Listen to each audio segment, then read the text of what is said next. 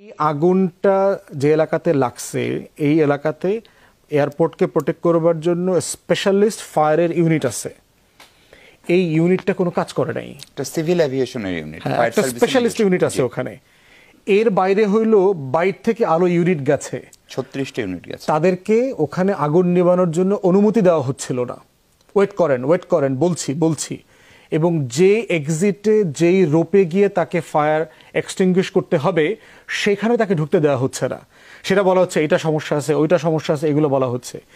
1.5 ঘন্টা ধরে অ্যাবসলিউটলি কিছুই করা হয়নি, এই ফায়ারটাকে জ্বলতে দেওয়া হয়েছে।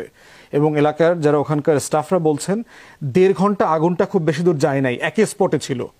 এরপরে কেমিক্যাল গোডাউন আছে পিছনে, ওইটার সাথে যখন এটা ট্যাগড হয়ে গেছে তখন আগুনটা এক্সপ্লোসিভ হয়ে গেছে আর কি।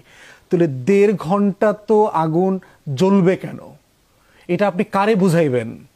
মানে বাংলাদেশে আমরা কেউ কিছু বুঝতেছি না যে আগুনটা একটা ইন্টারন্যাশনাল এয়ারপোর্টে।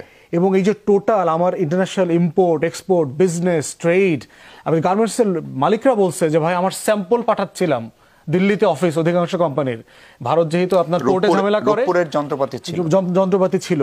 এই প্রত্যেকটা জিনিস ঘটতেছে, এটা আমার সিকিউরিটি ফোর্স জানে না, আমার গোয়েন্দা সংস্থাগুলো জানে না। না জানলে এই গোয়েন্দা সংস্থাগুলো ডিসলভ করে দেওয়া দরকার।